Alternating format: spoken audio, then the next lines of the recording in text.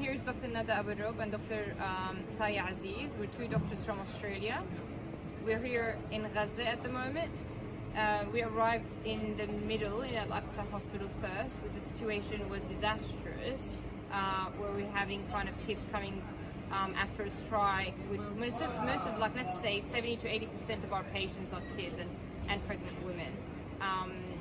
And the situation was terrible, and there was no water, no food, and people living in the hospital everywhere. It was very common for a person to be the only survival of their family. Everyone has lost most of their family. It was very hard for us to get in, and there was a lot of restrictions. We were not allowed to bring any baby formula, any money, and the cards don't work. We are hardly surviving and hardly able to help anyone. There's no equipment. They're down to the very basics, running out of working scissors. There's no soap in the theatre room to scrub in, no gloves, nothing at all. We're treating patients on the floor, mass casualty after mass casualty. They're using all the weapons. However, when we came north to Al-Shifa Hospital, it's a nightmare. It is a nightmare. We're doing this video because we know that we might die at any time, unfortunately. Our accommodation is in the old delivery room. As you can see, this is the hospital. It's all bombed, but the bombing is still happening. When we came from the middle to the north, we saw people are evacuating. Instead of 20 minutes on the road, it took us around 8 hours to reach. As soon as we reached, bombing after bombing with the Apache, F-35, F-16, rowboats, all sorts of weapons attacking us from everywhere around the hospital. The number of patients and the number of dead bodies arriving are ridiculous. So we're just basically people dead. We have more than 1,500 people still dead under the rubble in the hospital. Today they bombed just in front of the main entrance of the hospital. 2 days ago they did the same. The issue is we leave our accommodation is an outside walking distance, so we could be at any time at that side of the bomb as an internationals. We're not even being, we've been told we'll be given an evacuation order.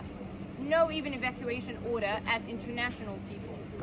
So the situation here is just disastrous. I can't describe it. In the middle of the mass casualty today, there's no internet and no electricity. We're still out of Wi-Fi, so we can't communicate with our family, we can't put our picture up. And they're asking us to stay silent, otherwise our life will be in danger.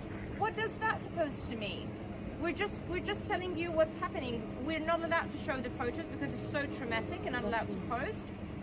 But we're documenting this as part of what's happening for the future.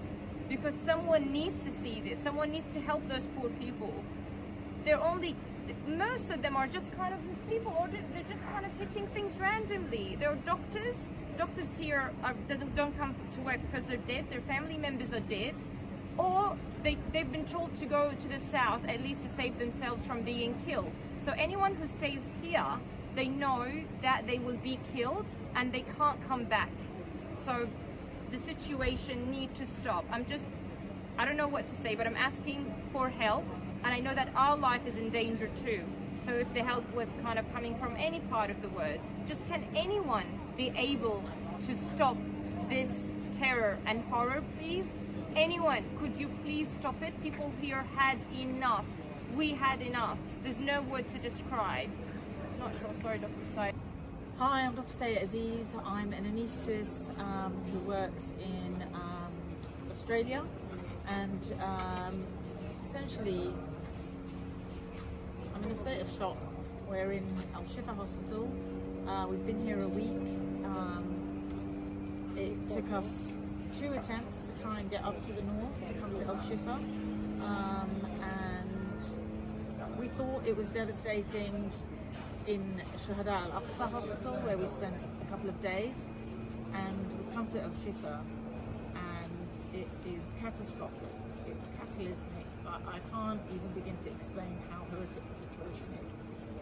From an anaesthetic point of view, so many simple things that should be straightforward, it's just non-existent. So we have patients walking into theatre We have patients coming in asking how their relatives are. We have, it's absolute chaos. They have to bring their own mattress. If they're lucky and they've rescued it from the rubble, they have to bring the patient on the mattress. The family members have to lift the patient onto the bed. The operating bed doesn't go up or down, it's broken. We essentially have no suction. There's no suction. We have to share a suction with the surgeons, and it is filthy. There's nothing to clean anything with. It's a miracle that we're getting anything done. We have started at 8 o'clock this morning, and it's about 11 o'clock at night. Now, this is us. The people from Gaza, the healthcare workers, have been working day and night. They do 48-hour shifts. Some of the healthcare workers have to continue on because the others can't make it. They're stranded, they've moved south. So they're working non-stop, tirelessly. They're all thin, hectic, exhausted.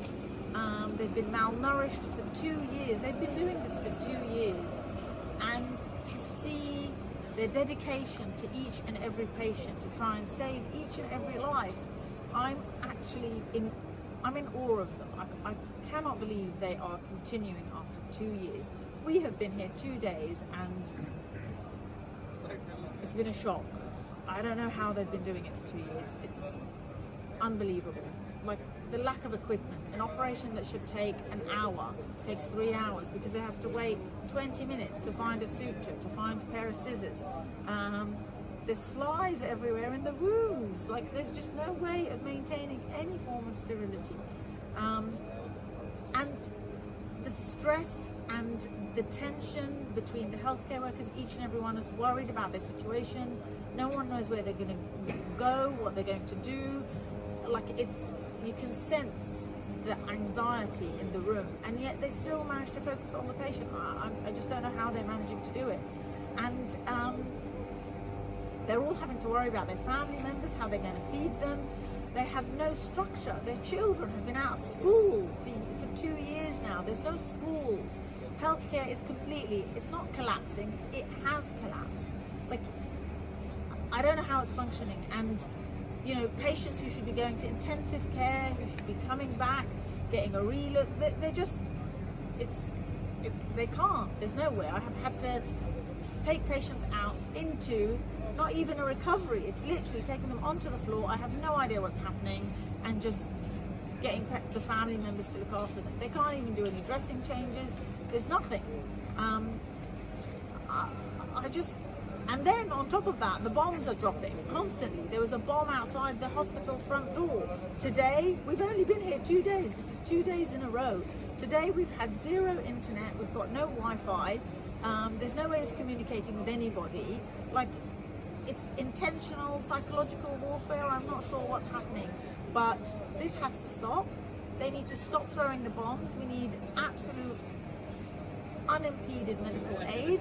We need food, nutrition. There's no way that patients are going to heal. And the worst part is it's all children and women and young families. Like, it's a stain on our humanity, and I am ashamed to call myself human. I'm ashamed to be an Australian who has basically remained silent.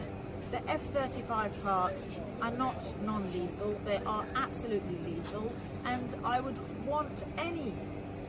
challenge any minister in the Australian Parliament to come and spend a day here with us. I would love for them to spend a day and then decide whether their F-35 parts are non-lethal. So we need to have an arms embargo right now. Enough is enough. Just an example of one day today. So it's just, you know, one mass casualty. So one mass casualty, and that's, they say, the lucky one. Or, oh, you haven't seen anything yet, Dr. Nada. So at least 10 to 20 dead on arrival, or GCS3 that we can't do anything about, and we don't even have painkillers. The only thing that we have is ketamine. So you just want to give them something for comfort and not to die in a bad way in front of the parents or in front of their family or the other way around.